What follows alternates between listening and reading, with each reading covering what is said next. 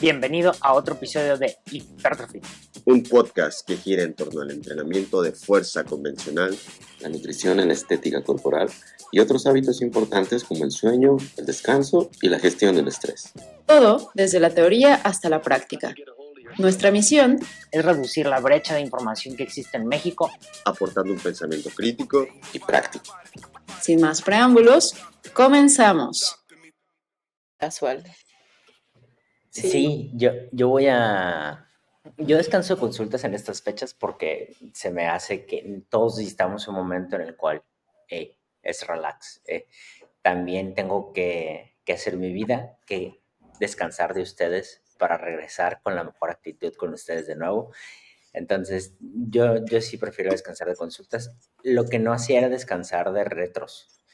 Y daba retros incluso en vacaciones, y en esta ocasión sí les dije, voy a estar en modo soporte, no voy a estar en modo retroalimentación. Así que voy a revisar mis correos mañana, noche, todos los días, si hay eventualidades por ahí por el correo. Y es lo que le dije a mis pacientes en esta ocasión y creo que ha funcionado bien, así que me quedo con eso. ¿Y ustedes en vacaciones no descansan? Bueno, Sergio sé que cuando tenga vacaciones tiene que descansar porque tiene que pedirlas y no se las quitan de SmartFit, ¿no? Entonces... Sí, justo, fíjate que pues había estado guardando esas para cuando no quiera grabar los videos. Ahorita me toca usarlas antes de febrero, ¿no? Ahorita voy a aprovechar. Me toca trabajar este 24, hasta las 6 creo que cerramos, pero ya pedí punto que el 31 no me toca trabajar y pedí unos días ahí, ¿no? Pedí como 3 días nada más y ya juntándolo el festivo y demás se hace como una semana. Entonces esta semana sí quiero usarla realmente para lo que estás diciendo, ¿no? No lo había hecho antes, es como al final estar al pendiente de varias cosillas, pero creo que al menos este fin de año sí se requiere esa paz. Irme de turista a Cancún a conocer un poco, fuera de mi casa del gimnasio. Que te vayas a la playa por fin, ¿no? Uh-huh. ¿Y tú, Lau, descansas? La verdad es que no, o sea, obviamente el 25 y el 1, pues sí, no trabajo. Baja de manera natural el ritmo en estas fechas, ¿no? Entonces, entre gente que se va de vacaciones, gente que también, pues, quiere descansar una semana de entrenar quizá, la gente que se enferma. Entonces, baja de manera natural y, o sea, quien me siga enviando sus retros y todo, pues yo las seguiré contestando. Y como todo el año es un ritmo bastante alto, la verdad es que ahorita, sin que yo diga, me voy a tomar más días, ya lo siento como de vacaciones, ¿no? Por ejemplo, ahorita las próximas 2 semanas no tengo clases de nada. Tengo por ahí una asesorada nueva que de hecho le hice su plan ayer, entonces no creo, la verdad, que ahorita en este plazo, quién sabe, ¿no? Ojalá sí, llegue algún asesorado nuevo, que siempre es como lo que lleva un poco más de trabajo, ¿no? Cuando una persona ingresa es cuando sí tienes que dedicarle un poquito más al inicio, pero no, hasta ahorita no me he sentido como en la necesidad de decir: "Una semana me voy a tomar descanso". Tal vez sí soy demasiado workaholic, pero no lo siento. Sí, eso parece ser que te apasiona demasiado tu trabajo, que no lo sientes como una carga laboral, ¿no? ¿Y tú, Dani? Ayer, al momento que grabamos esto es jueves, el día de ayer 18, ya tuve la última consulta, ya estaré de regreso hasta después del 6 de enero, porque lo que ha sido desde septiembre, octubre, noviembre, diciembre, desde antes de septiembre por la preparación para competir, la competencia, salidas, congresos, varios diplomados que me tocó dar seguiditos y demás clases y demás. No he tenido un fin de semana libre desde hace ya muchos cuantos meses, ni uno solo, ni sábado ni domingo. Entonces, pues sí, ya también necesito un poquito de break. Y también con esta cuestión de los live streams y demás. Ya justo ayer tuve el último del año con Samuel Bruckner, de allá de la Universidad del Sur de Florida. Y esas cosas, pues sí, son un privilegio, me encanta hacerlas y seguiré haciéndolo y buscando oportunidades, pero como tú comprenderás, Juan, lo pone a uno un poco nervioso y hay que estudiar mucho el tema y hay que estar así como que sharp mentalmente, porque en primera, pues el inglés no es mi primer idioma y eso ya es como que una barrera mental, ¿no? No, Como que tienes que no estar, parece. Sí, no, te lo juro. Entonces, pues básicamente es eso, es como que si hace falta ya Tanto. un pequeño respiro mental y estaré viendo a mi familia también, así que ya toca, ya toca. Muy bien. Chicos, pues muchas gracias por estar aquí. Es 19 de diciembre para nosotros. Este episodio lo voy a estar subiendo en 2 semanas. Tenemos algunos episodios guardados por ahí, pero voy a darles backup, que se esperen esos. Voy a subir el episodio anterior, luego voy a subir este episodio y después retomaré con los demás para que puedan empatar un poco con las fechas que estamos comentando por acá. Y en esa ocasión lo que queremos hacer es hacer la segunda parte de la fuerza como marcador de salud, porque la vez pasada nos quedamos platicando sobre cómo la fuerza puede impactar en algunas áreas de nuestra salud, por ejemplo, calidad de vida, la parte de longevidad, porque es importante en este sentido, e incluso metimos un poco de por qué el aeróbico había o era como el vanguardista sobre la salud y cómo es que el ejercicio de fuerza viene y está reclamando su lugar, ¿no? En esta ocasión lo que queremos hacer es la segunda parte, contarte por qué el entrenamiento de fuerza tiene beneficios en todas estas áreas, pero también dar claridad a interpretar la información que existe. Por ahí estaba platicando con los chicos por medio de mensaje que en redes sociales luego veo que interpretan bastante mal los estudios epidemiológicos y que toman en consideración los pasos, por ejemplo, como si caminar más fuera la solución, cuando no entienden qué es lo que quieren evaluar con caminar más. Y la primera pregunta es esa: ¿qué quieren evaluar los investigadores cuando dicen pasos y salud?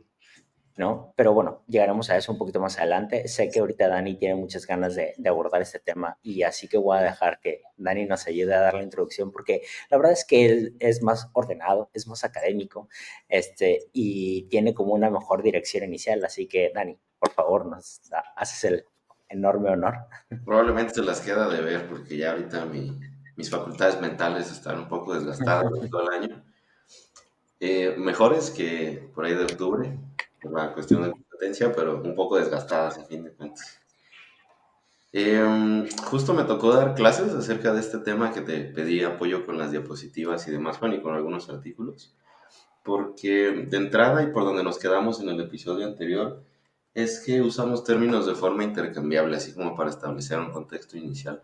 No es lo mismo actividad física que ejercicio, no es lo mismo hablar del volumen de esta actividad física que de actividad planificada, vigorosa, con finalidad de mejorar una aptitud física.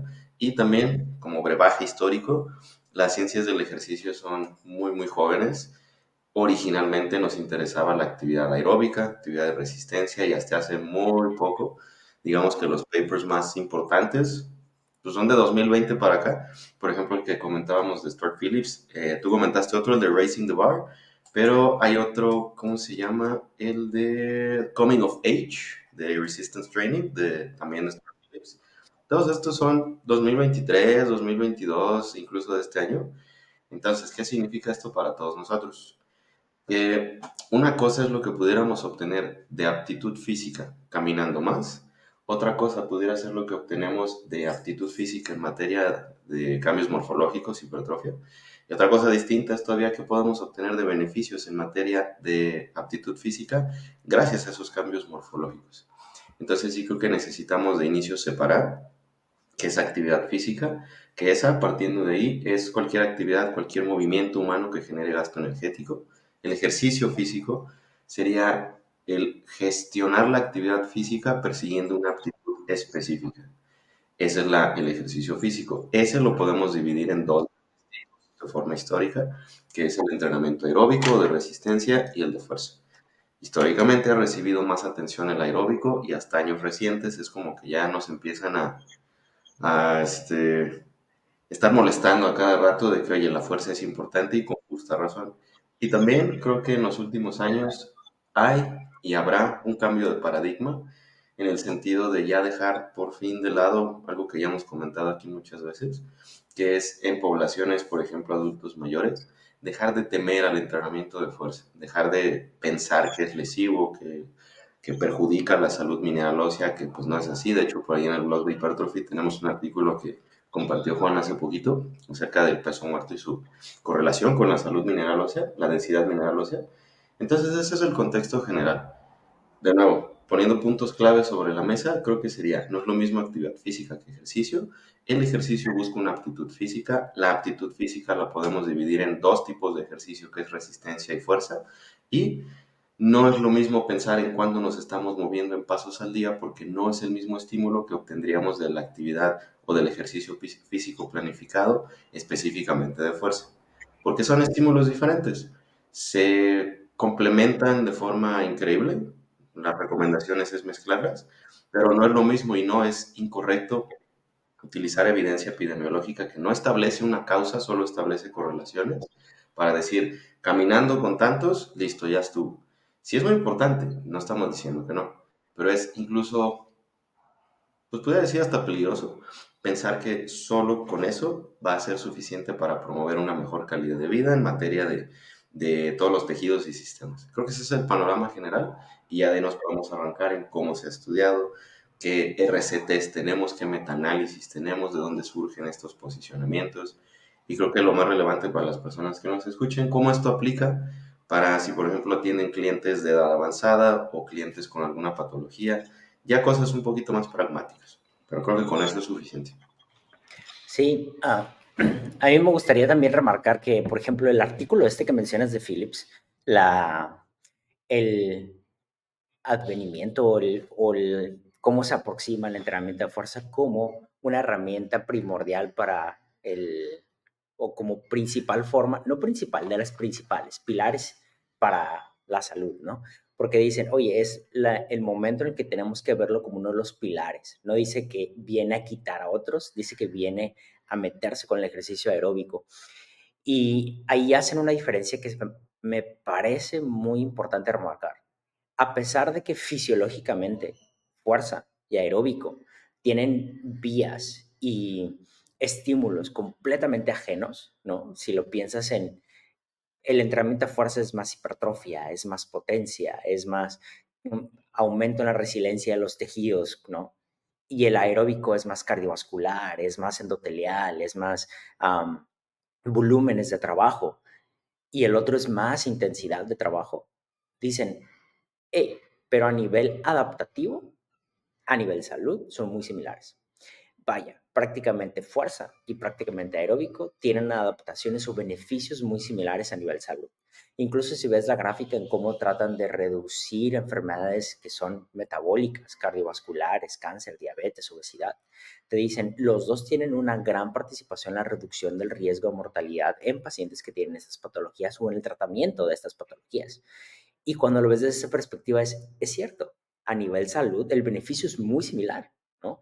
Ya no estamos hablando de, es que uno da más fuerza, entonces no sirve en diabetes, porque el otro da más resistencia y usa más glucosa, no. Los dos mejoran la captación de glucosa por el músculo, probablemente por diferentes estímulos o diferentes vías, pero los dos lo hacen. Y entonces lo que hace este artículo es reducir la brecha fisiológica aguda con las adaptaciones. Y entonces cuando te dicen estas adaptaciones son los que realmente nos importan a nivel salud, ¿no? Entonces empieza a cambiar la perspectiva en la que tenemos sobre el ejercicio de fuerza y la salud, ¿no? Ahora, por ahí me preguntaban, quiero hacer como un tantito punto de aparte, por ahí me preguntaban en redes sociales un día si la tensión mecánica era vital para la hipertrofia. Y hasta subí un reel y dije, es que la tensión mecánica es vital. Es vital porque nuestro tejido óseo, nuestro tejido conectivo, nuestro sistema cardiovascular eh, responde a la tensión mecánica. ¿Cómo adaptamos al hueso? Con tensión mecánica. ¿Cómo adaptamos a los tendones? Con tensión mecánica. Al músculo, con tensión mecánica. Al tejido cardiovascular, a los vasos sanguíneos, con tensión mecánica. Todo nuestro tejido conectivo responde a la tensión mecánica, ¿no? Y para que éste se adapte, necesita esa tensión. Nada más que nosotros lo conocimos gracias a Brad Schoenfeld hablando de hipertrofia. pero nos sesgamos en ese tema, ¿no? Cuando en realidad tiene añísimos, desde creo que de los 70s o antes de los 70s o 40s, algo así, está la teoría del mecanostato de Frost. Y esta teoría a nivel óseo nos dice, si no usas el tejido óseo, se va a perder. Si lo usas en acciones cotidianas, lo vas a mantener. Si usas acciones que son más allá de lo cotidianos, como saltos, aterrizajes, despegues, cambios de dirección, ¿no? Entonces vas a mejorarlo. O fuerza, claro, si te tiras de 3 pisos se va a fracturar, ¿no?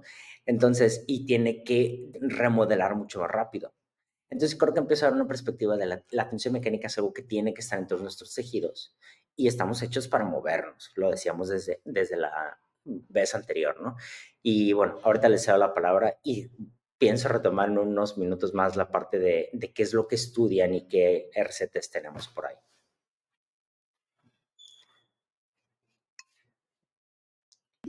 Yo creo que ahí en esta parte del entrenamiento de fuerza y el beneficio que tiene en la salud ósea, o sea, es muy relevante para pues toda la población, pero creo que principalmente mujeres, ¿no? O sea, sabemos que conforme pues vamos aumentando en edad, ¿no? Todos estos efectos también, o estas situaciones hormonales, el descenso del estrógeno, pues podrían mermar la resiliencia de los huesos, afectar la densidad mineral ósea y, sin embargo, muchas mujeres están temiendo entrenar fuerza, ¿no? Por posible riesgo de lesión. Hace ya varios años me invitaron en la radio aquí en Puebla a hablar justo de ese tema con una amiga que es fisio y, y bueno, ese es un contexto, pero creo que otro beneficio del entrenamiento que hacemos tradicionalmente en el gimnasio es que podemos colocar esa tensión mecánica que tú decías, Juan, no únicamente en miembros inferiores, que es lo que sucede cuando corremos o, por ejemplo, con los saltos, sino que podemos colocar esa tensión mecánica en prácticamente cualquier zona del cuerpo, ¿no? O sea, sí, no solamente ocurren lesiones, o sea, sí, por ejemplo, las fracturas de cadera, pues son sumamente debilitantes, pero pues al final es proteger tu cuerpo entero en un solo espacio, en un solo lugar, con una sola actividad. ¿Sabes? Y perdón, ahorita que dices fractura de cadera, la fractura de cadera es de las principales causas de muerte en la tercera edad. O sea, Sí. no solo es sumamente debilitante y te da una pésima calidad de vida. O sea, la gente se muere por entrar al hospital. Sí. Infecciones nosocomiales, ¿no? Se me fue el nombre de cuando quedas mucho tiempo y las ampollas, pero se Sí. me... Ah, Amputaciones. no, que como están por presión, las Ah, ampollas ya. por presión, se infectan y también se mueren de infecciones Sí. debido Como a la llagas o presión, ¿no? algo similar, ¿no? Exacto. Y también la tromboembolia pulmonar, ¿no? Que les ocurre con muchísima frecuencia. Además, te queda súper débil. La calidad de vida baja muchísimo, aumenta el riesgo cardiovascular, pero es causa de muerte. Así, El fractura efecto de en la cadera salud es... mental nada más, ¿no? O sea, el simple hecho de no ser independiente y probablemente tardar mucho tiempo en recuperar esa independencia en las tareas del día a día, pues también el efecto que tiene en la salud mental de las personas. La mayoría que se fractura ya no era 100% independiente y todavía es peor, ¿no? Sí. Ok. Bueno, entonces voy a tratar de hacer punto de aparte y lo que decía Dani, am, de qué es lo que tenemos en evidencia, a mí sí me gustaría aportar un poco de la parte epidemiológica. Hay dos cosas que se me hacen interesantes remarcar. Voy a empezar con los pasos, sé que no es fuerza, pero voy a empezar con los pasos. Y no es la parte histórica, ¿no? En la actualidad, ¿cómo relacionamos la cantidad de pasos que existe con la calidad de vida o con el riesgo de muerte por cualquier causa o enfermedades cardiovasculares? Cuando nosotros queremos investigar algo epidemiológico, algo que es exploratorio, un estudio que trata de describir cómo se comportan las personas en su vida cotidiana, tenemos que pensar en que no estamos manipulando su vida. Estamos tratando de utilizar un dato de todas las variables que existen en cientos de miles de personas. O sea, hay estudios que tienen 700,000 personas. No los vas a controlar. Obvio no los vas a controlar a todos, no les vas a decir qué sí hacer, qué no hacer. Hay moderadores porque la mayoría es de información de bases de datos de hospitales, ¿no? Que se dedican a la investigación y recopilan estos datos. Pacientes que tienen X edad, pacientes que tienen diabetes, que fuman, no fuman, etcétera. Hay moderadores. Esos moderadores no los vamos a tocar. Pensando que eso ya se hizo, ya lo quitaron, ya hicieron el ajuste estadístico para decir estos son independientes y los pasos son los que cuentan así. ¿Va? Pensemos, no voy a explicar todo eso, pensemos nada más en que ya están ajustados los moderadores. Vamos a ver cómo se comporta la población y no me interesa mucho si esta población, porque también hay moderadores de intensidad, eso es otra historia, pero los moderadores lo que tratan de hacer es, vamos a ver si las personas que cumplen menos de 5, los que cumplen 6, los que cumplen 7, los que cumplen 10, los que cumplen 15,000 pasos, tienen menor riesgo de muerte, de acuerdo a la estadística de las personas que sí se murieron, cómo fue que se murieron, ¿no? Los que tal vez tenían menos pasos, etcétera. Entonces lo que hacen es tomar a las personas que sí se murieron y ver que daban menos pasos y ver que tenían menos intensidad y ver que tenían menos nivel de actividad. Pero no te hablan de su profesión, no te hablan de qué tanto, de si entrenaban fuerza o no, por ejemplo, solamente te dicen pasos. Pero los pasos son un subrogado a qué tanto te mueves tú en las demandas de tu día a día. No son es que estas personas caminaron 5,000 pasos porque les dijimos que caminaran 5,000 pasos sin importar el momento de su día. No, son personas que caminaban 5 o 10,000 pasos a lo largo de su día porque así lo demanda su vida.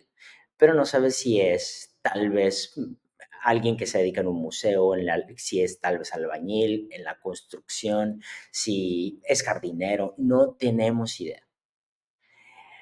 Pero la gran mayoría toma esta información y dice 10,000 pasos. 10,000 pasos es lo que ha mostrado tener menor riesgo, ¿no? A partir de 10,000 pasos, cada 1,000 pasos disminuye 15% el riesgo de enfermedad cardiovascular y muerte por cualquier causa. Entonces, tú, chico, tienes que ir a dar 10,000 pasos para ser estas personas que tienen este efecto protector. La cosa es que no funciona así, porque no manipulas, al final no estás teniendo un ataque profundo hacia el motivo. Por ejemplo, si yo le digo a alguien, sal en la noche y camina tus 3,000 pasos que te faltan, estás haciendo un tipo de actividad que es ejercicio, por definición, porque tu objetivo son dar 10,000 pasos, con la intensidad que sea, pero tiene una intensidad, pero son 10,000 pasos todos los días de forma repetitiva. Definición de ejercicio. El ejercicio físico es una actividad física, programada, estructurada, repetitiva y tiene un objetivo. Ahí está, lo cumplimos, ¿cierto? Entonces, cuando nosotros lo abordamos desde esa perspectiva y no le decimos, quiero que empieces a poner tu coche más lejos, lo cual sé que ustedes hacen y sé que muchos profesionales hacen como estrategia, pon tu carro más lejos en el estacionamiento, las escaleras eléctricas siempre que puedes utilízalas y sube caminando, evita el ascensor, ¿no? Y entonces descansa parado, por ejemplo, ¿no? Ponte de pie cuando estás esperando en una sala de espera.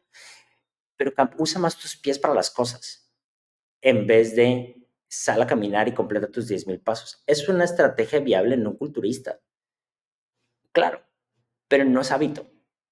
Lo que nosotros evaluamos son hábitos. En la evidencia epidemiológica son hábitos. Y eso me gustaría dejarlo muy claro. Por ejemplo, el estudio que puse ahora de peso muerto, aclaré mucho eso. El peso muerto fue un subrogado de la fuerza de casi la musculatura del cuerpo completo, porque el peso muerto usa el cuerpo completo. Y entonces tiene una correlación con la salud ósea y en distintos lugares porque fue a nivel femoral, fue a nivel cuerpo completo y también fue a nivel de columna vertebral. Entonces midieron todo y tiene una buena correlación. Y te dice, entonces estas personas que son más activas tienen más densidad mineral ósea siempre que también tienen más fuerza, pero solamente explica cerca del 40%. El otro 60% está explicado por otras cosas, pero tienes 40% sí, como de un respaldo de por qué tienes más densidad mineral ósea cuando tienes más fuerza. Pero estos sujetos no estaban familiarizados con el peso muerto. Lo que te dice es personas más fuertes, en general, probablemente tienen más demandas en su vida, que demandan más intensidad y más tensión mecánica. Y entonces tienen más fuerza cuando nosotros los evaluamos de forma aleatoria. No significa que los voy a poner a hacer peso muerto para mejorar su densidad mineral, lo sé. Y ese es el mensaje que yo creo todavía no se termina de entender. Que nosotros usemos una herramienta para tratar de ver cómo la gente se comporta. No significa que esa herramienta es la que tengo que manipular para mejorar su calidad de vida. Lo mismo pasa con la fuerza de agarre. No me quiero hacer más fuerte porque dicen ahí, le voy a decir a mi amigo el mecánico, por ahí le comentaron a Arián, y yo, es que no entiendes el mensaje. No es que sea infalible, obviamente personas que trabajan con sus manos, alta demanda, van a tener mucha fuerza, incluso si tienen riesgo. Pero estás hablando de cientos de miles de personas para pensar en tu amigo el mecánico ridículo, ¿no? No estás pensando en lo que está más al fondo de la evidencia. Y eso es lo que quiero llegar un poco yo con el estudio explorativo, descriptivo de la conducta diaria de cientos de miles de personas. Usamos un marcador que sirve en general para eso, pero no es el único. Simplemente es fácil, accesible, de bajo costo y lo podemos meter a una base de datos que podemos unir muchísimas personas, ¿no? Y creo que con eso puedo desahogar. Todos los modelos son erróneos, pero algunos son útiles y creo que no terminamos de comprender lo que realmente significa eso. Por ejemplo, rápidamente mencionar el modelo psicosocial, el modelo biomédico. Podemos decir son erróneos, sin embargo, son útiles, nos ayudan a comprender algo en particular. En este caso, eso es complicada lo que comentabas ahorita, Juan, porque en el caso del peso muerto, sí, se utiliza como algo para evaluar la fuerza, no que sean muy proeficientes en el peso muerto, que sean powerlifters o qué sé yo, nada. Pero sí, sí hay gente que se va a ir por ese lado, ¿no? Ah, entonces hay que hacer peso muerto.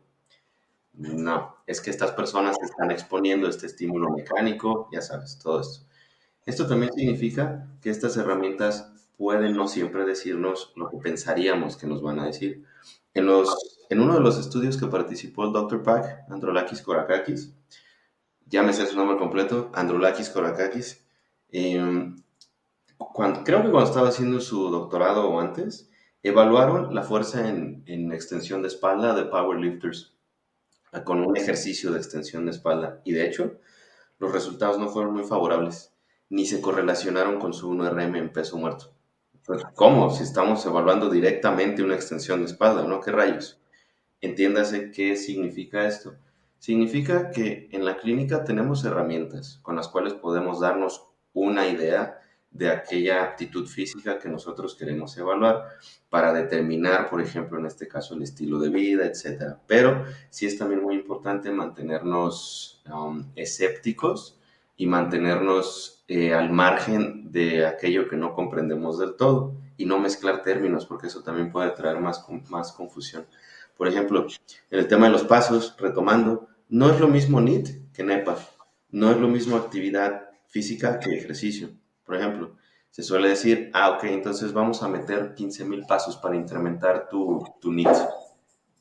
No realmente, porque ya estás intencionalmente modificando tu conteo de pasos y lo que estás incrementando es el NEPA para posteriormente incrementar el NEAT. NEPA, la diferencia es que es la actividad física no relacionada con el ejercicio.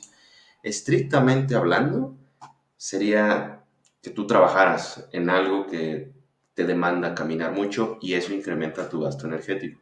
Si ya lo usamos como herramienta para incrementar el gasto energético, ya no es NEPA, ya es ejercicio físico, ya es algo programado, ya es algo que tú estás buscando con determinado fin. Y no se trata entonces de un número específico, sino se trata de, oye, el conteo de pasos actualmente, y eso lo comenté mucho en clase, todos tienen alguna especie de teléfono móvil, ¿no? Sea lo que sea Android, sea iPhone, sea la marca que sea, ya es la cosa más común del mundo. Y todos, casi siempre, tienen podómetro, te cuentan los pasos, tienen alguna aplicación de salud, etcétera, porque pues los tiempos cambian, las tecnologías cambian. Ya es algo a lo cual tenemos acceso, no es algo elitista y no es algo que sea exclusivamente reservado para los que se pueden comprar un Garmin o algo así. Por tanto, lo podemos emplear, pero sí hacer esa distinción. Lo mismo con la fuerza de agarre. No es como que tengas que entrenar la fuerza de agarre para que eso resulte en que vivas más años. No necesariamente.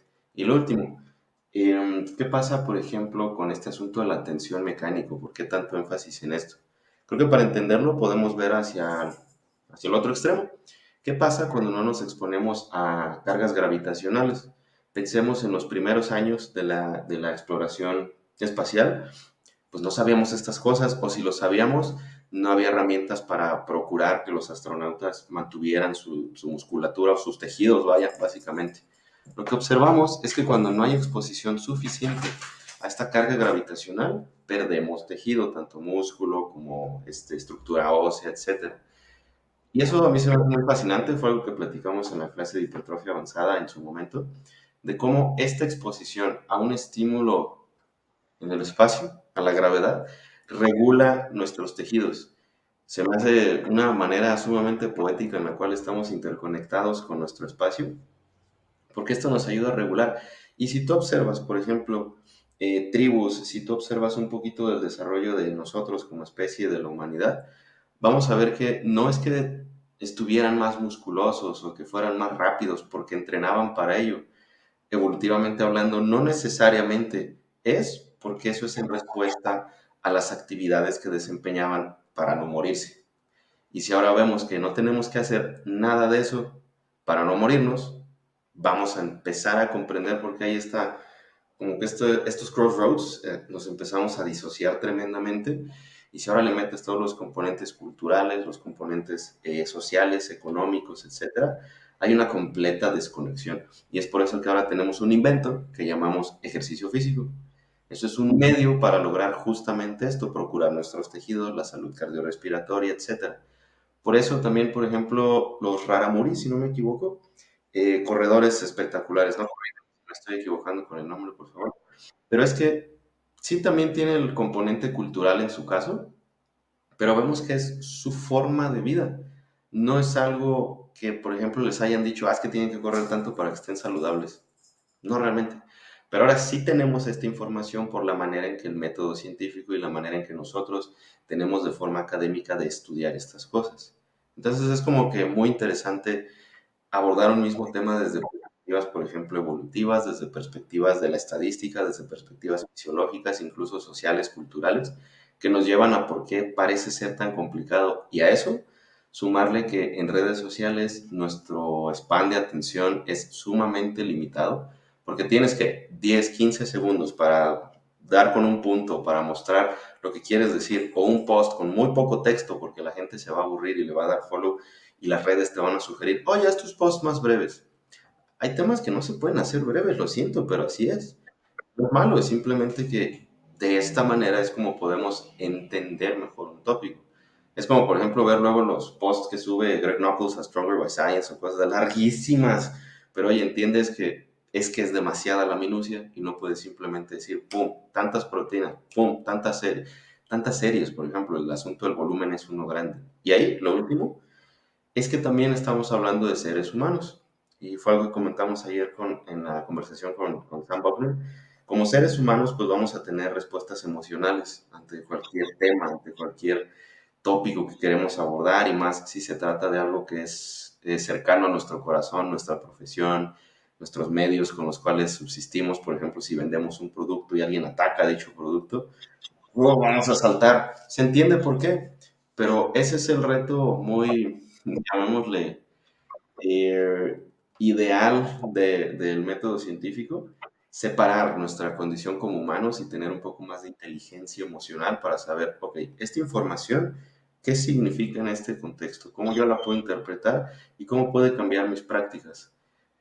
¿Y qué habilidades necesito para comprenderla y para ponerla en práctica? Son un montón de cosas y es por eso que quiero pintar este panorama más general y que abarque por qué tomamos la información como la tomamos en redes, porque insisto, de verdad, hay gente que entra por aquí, sale por acá. Tú pudiste ser lo más claro posible sobre un tema y todo lo contrario es lo que te están diciendo. Y oye, ¿por qué esto no? Ahí lo dices, ¿sabes? Y sí puede ser muy frustrante, pero es parte de, y de forma optimista, les soy sincero, creo que sí estamos en un cambio de paradigma bastante interesante entre, número uno, retomando el punto original, recomendar el entrenamiento de fuerza, y número dos, que para bien y para mal ya es más usual la conversación acerca de estudios. Ya es algo un poco más común, ¿no? Porque hace un par de años es como que, ay, qué aburrido, ¿no? Mejor sube recetas. Sí, yo quisiera empezar primero, por eso están los formatos largos, YouTube, nosotros, podcast, porque no sirve redes sociales para eso. Redes sociales tienes que meterte a entretener, ¿no? Que ese es el objetivo final. Poca gente le interesa el meterse a informarse de cosas que valgan la pena. Y los que lo hacen siguen esas cuentas, suelen no tener la misma cantidad de seguidores, a menos que tengan décadas, como por ejemplo es Stronger by Science, ¿no? Como por ejemplo es Más, como por ejemplo es, no, Revive Stronger, ¿no? Steve, etcétera. Pero tiene muchísimo tiempo y porque son pioneros en un tema, ¿no? Pues que no había tanta evidencia o no había tanta divulgación en la información cuando ellos empezaron. Pero bueno, dicho eso y tratando de retomar la parte de entrenamiento para la salud, ¿no? Ahora sí me gustaría entrenamiento de fuerza. Ahora sí me gustaría marcar algunas de las cosas. Un problema en la antigüedad, no tan antiguo, pero un problema previo era el entrenamiento de fuerza empeora tu salud cardiovascular porque genera hipertrofia concéntrica. No sé si alguna vez les tocó escuchar esto. O sea, el entrenamiento de fuerza hace que las cavidades del corazón se hagan chiquitas y entonces no puede bombear tanta sangre. Y a nivel cardíaco, voy a hablar solo cardíaco ahorita. Nos decían ejercicio aeróbico, aumenta el tamaño de las cavidades, pero hace más delgado el corazón y da cardiomegalia. Entonces se ve más grande el corazón y eso también es el corazón del atleta. Se decía que el corazón del atleta era algo malo. Spoiler, corazón del atleta ahorita es algo normal, adaptativo, positivo, muy bueno, que no es una enfermedad. Hay algo que se conoce como cardiopatía del atleta. La cardiopatía habla de un corazón que Perdón que no se interrumpa, pudo. Juan.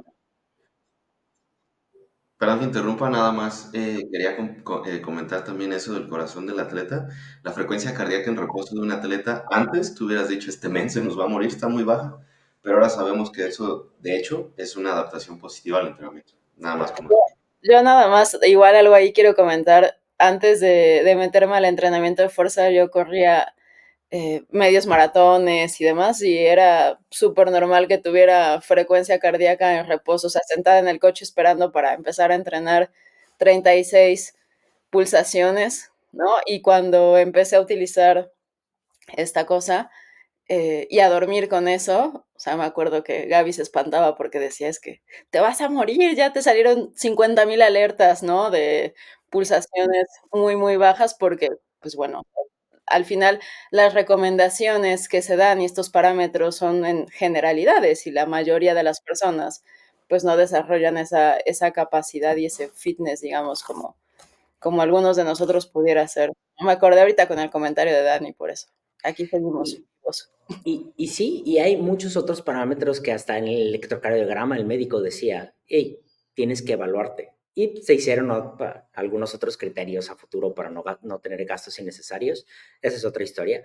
Pero antes se pensaba que el corazón del atleta era una enfermedad. Ahora sabemos que el corazón del atleta es normal.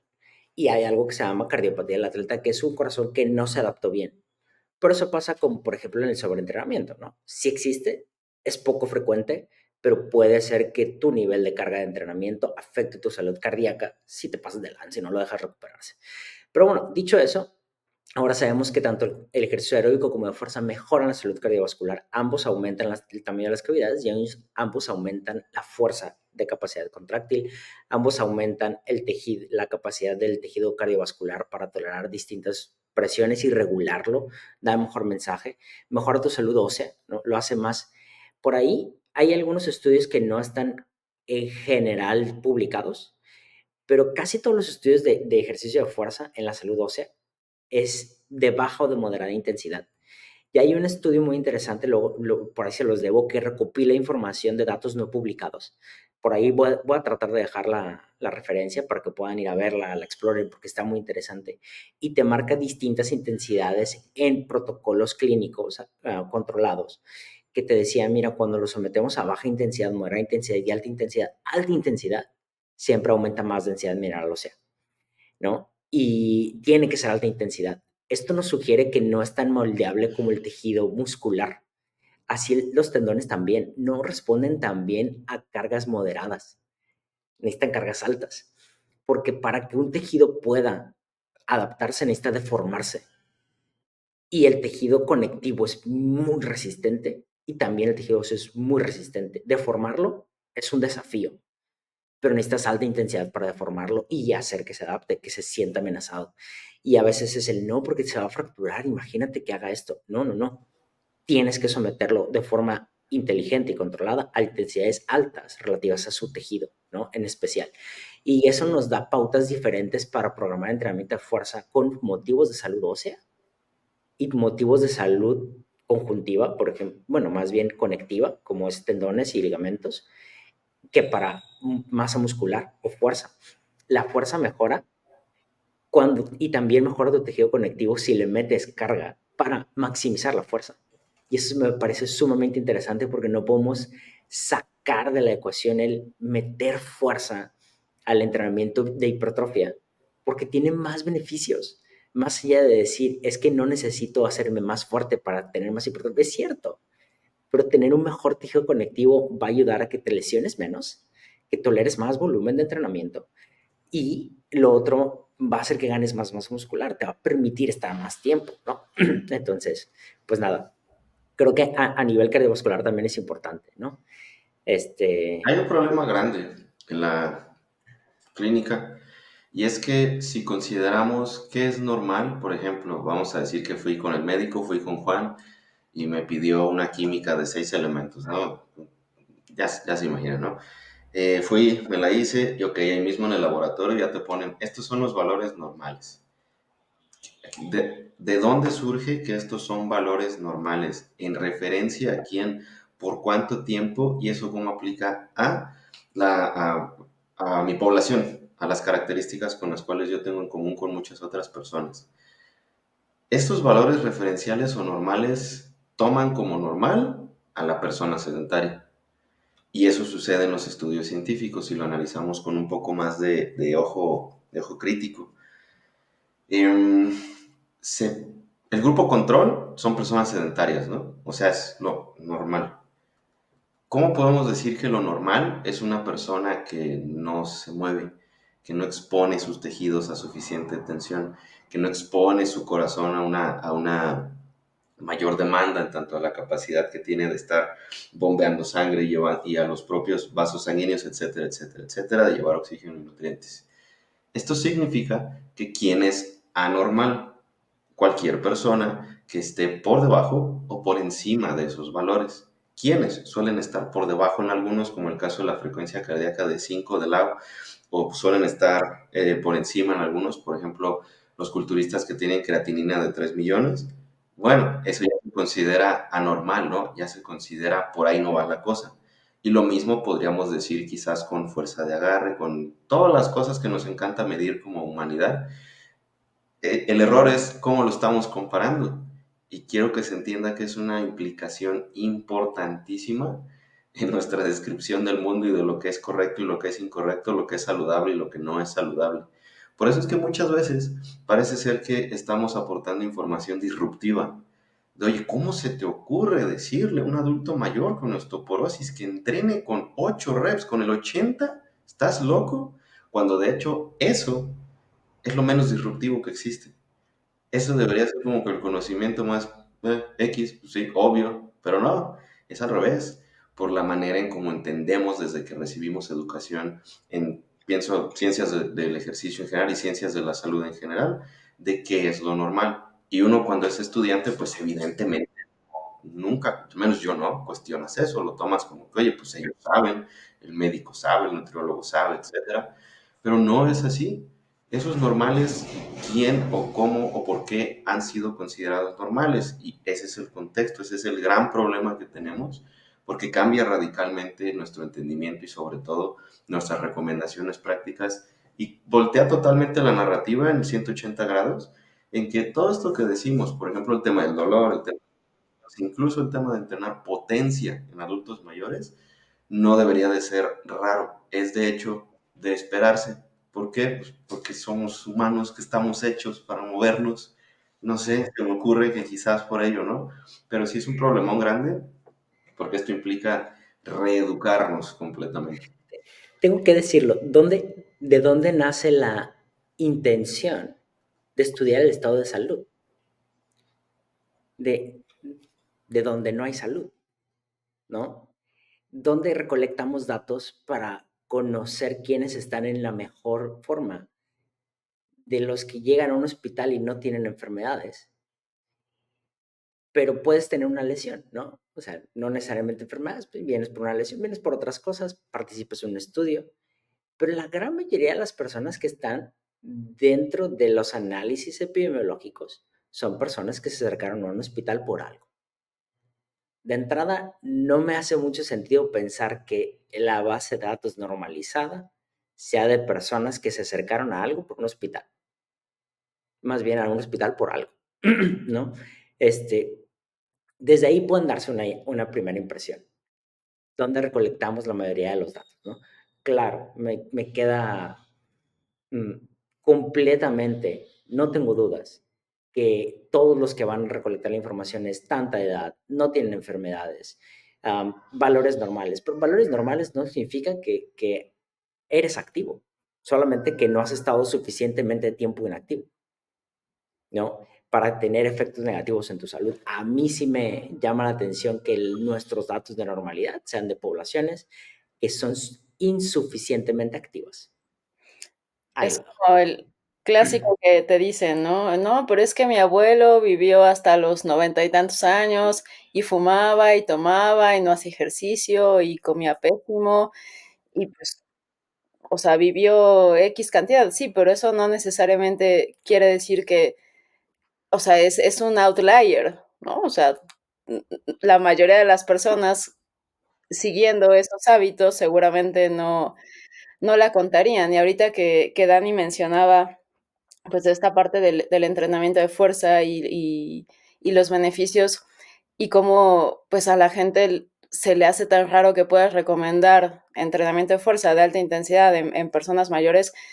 Otra cosa que me viene muy a la mente, la gente con artritis, ¿no? Y es como, ¿cómo vas a mandarle a una persona con artritis entrenamiento de fuerza? ¿O cómo vas a mandar igual cargas altas y bajas repeticiones para una persona que tiene hipertensión arterial, ¿no? Entonces, ya desde ahí vemos que de 3 patologías de las más comunes, la recomendación en realidad debería de ser lo que la mayoría de las personas pensarían que es malo para ese tipo de población. Ahorita que dices, no deberían hacer X modalidad de ejercicio, la guía de práctica clínica en México contraindicaba ejercicio isométrico para la hipertensión y es el mejor. No, claro, con la información que existía en aquel entonces, pero lo contraindicaba, ¿no? Y es el mejor de todas las modalidades. No sé si Sergio o Dani. Dani. Nada más reiterar que es un reto enorme. Es abordar así como que de frente un toro tú solo, tratar de hacer sentido de toda esta información sin comprender el contexto. Es como que chutarte, no sé, por ejemplo, si alguien la conoce, Odisea al Espacio 2001, la película de Stanley Kubrick, sin que nadie te diga de qué es, sin que nadie te diga quién es Stanley Kubrick o por qué esta película es como es así como, ¿qué acabo de ver? No, perdí aquí horas de mi vida. Pero si tienes contexto, si sabes por qué es lo que es como, wow, ¿sabes? Es como que te cambia radicalmente. Lo mismo aquí. Por eso, si por ejemplo en tu feed de cualquier red social sigues a cierto común denominador de personajes y de repente te llega un post un poco diferente o con más minucia, y este es otro de los retos que tenemos ahora, por si fuera poco, el cómo nos empezamos en un mundo abierto a la información, curiosamente y de forma muy paradójica, cada vez estamos más cerrados, porque para algunas personas todo esto es información completamente alienígena y para nosotros es el pan de todos los días, bendito sea Dios, y aún así sé que estamos expuestos a nuestros propios sesgos, sé que Juan muchas veces dice lo que yo quisiera escuchar porque estamos expuestos a prácticamente el mismo tipo de información día con día. Y eso es difícil, esa parte también es complicada. Pero si eso lo elevamos a la décima potencia, por ejemplo, alguien que sigue influencers, fitness, se vuelve todavía más radical y parece ser como que nadie se pone de acuerdo, como que el mundo está hecho un caos, pero no, es que lo estamos viendo así porque estamos dentro de una burbuja y también se hace una cámara de eco. Yo digo algo, el otro influencer que me sigue en mi mismo círculo lo repite y eco, eco, eco, eco, ¿sabes? Y hay gente que se queda atrapada en esa cámara de eco, que es como que solo la misma perspectiva una y otra vez, y eso empieza a generar cierta, entre comillas, autoridad de los que son másters, de las personas que saben, de los expertos, ¿no? Pero muchas veces no es así. Y salir de eso, empaparte de otro conocimiento, como en este caso todo esto que en apariencia es disruptivo que comentamos, ver que realmente no lo es y que realmente hay más consenso de lo que redes sociales nos hacen ver. Y, por favor, Sergio. Sí, justo esta parte que es algo chistoso, el cómo a veces el ver ese contenido en redes sociales que es causar llamar la atención, ¿no?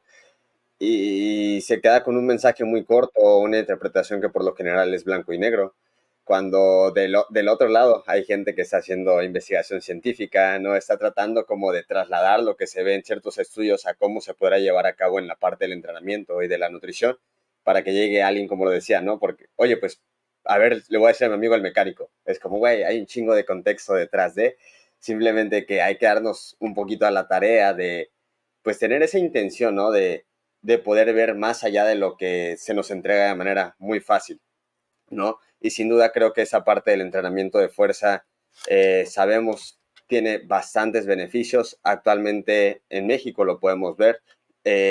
Siguen habiendo bastantes limitantes en cuestión principalmente de creencias, ¿no? Esa parte que mencionaban, el cómo cosas normales para la gente, pues no es normal, ¿sabes? No es como que la mejor manera de hacerlo. Simplemente es difícil poder hacerles entender a las personas de, hey, mira, ya hay más estudios, se ha estado investigando más, ha cambiado algo, ¿no? Es más difícil como sacar a las personas que van como ovejitas, ¿no? Siguiendo una misma idea que viene desde hace mucho tiempo, ¿no? Entonces, yo creo que hay que saber cómo interpretar toda esa información que está llegando a nosotros en el día a día, que las personas se den esa oportunidad de acercarse al entrenamiento de fuerza, que en su momento se veía como, hey, solo es para culturistas, solo para deportistas, es un riesgo para adultos mayores, para niños, no, que se dé esa oportunidad, que sepamos que hoy en día hay bastante avance en cuestión de investigaciones,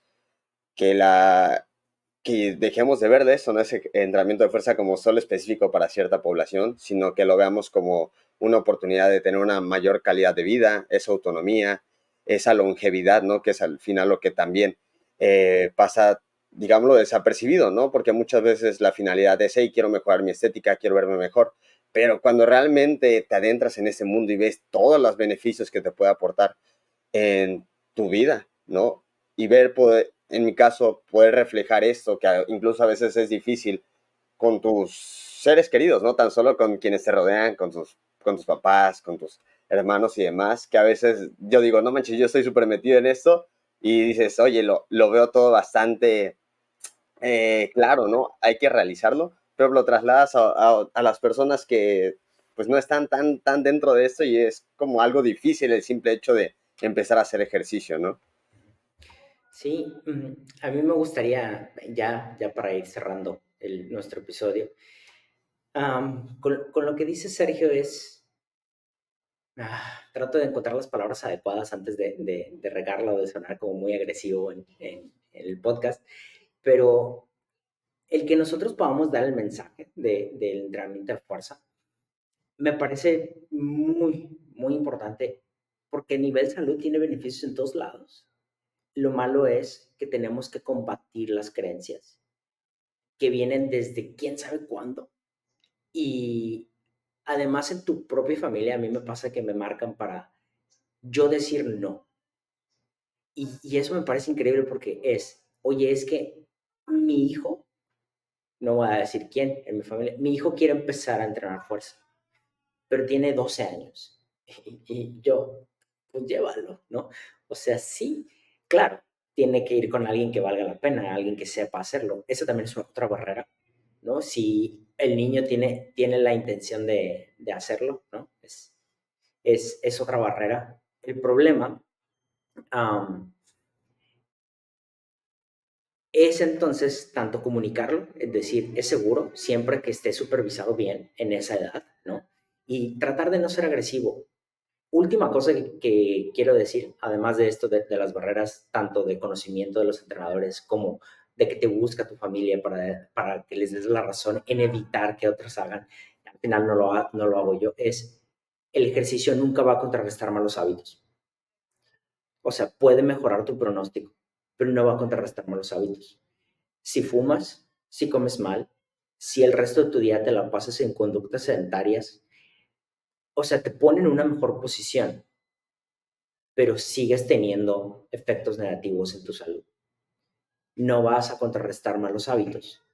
El ejercicio no es mágico, es una de las cosas que deberíamos hacer para mantener o mejorar nuestro estado de salud. Pero fumar, comer comida ultraprocesada, exponernos a radiación, por ejemplo, ¿no? Si eres radiólogo, no importa cuánto ejercicio hagas. Si estás expuesto a grandes cantidades de radiación, estás en riesgo, ¿no? Etcétera, etcétera. Trato de decir que no es a pesar de que mi familia o estos hacían esto y hacían ejercicio y se murieron, pues sí, güey, pero el ejercicio no puede contrarrestar los efectos negativos del uso de esteroides anabólicos androgénicos. No lo puede hacer. Pero estás en una mejor posición que si solo usas esteroides anabólicos.